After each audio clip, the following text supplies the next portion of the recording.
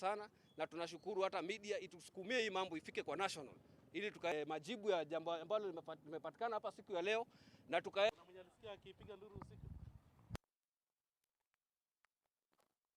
Kulingana na ripoti ambayo tumepata, ilikuwa ni kama mwendo wa saa 6 usiku jana kulisikika nduru na watu wakajaribu kutoka, sijui kama waliogopa.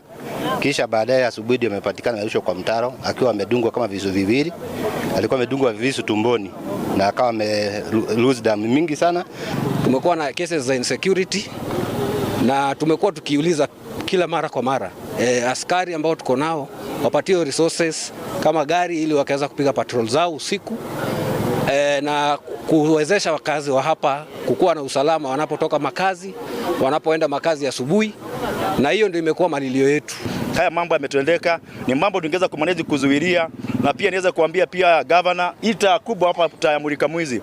Kuna taa kubwa hapa ambayo pia tuliweza kuwekewa, lakini mara kwa mara hiyo taa huwa inapoa, na ikipoa hiyo taa inasimamia maeneo haya karibu kilomita 1 maraba, lakini sasa hiyo taa imeharibika, inachangia maeneo haya na kuwa na giza, so unakuta wahalifu wanapata nafasi ya kuweza kupora watu.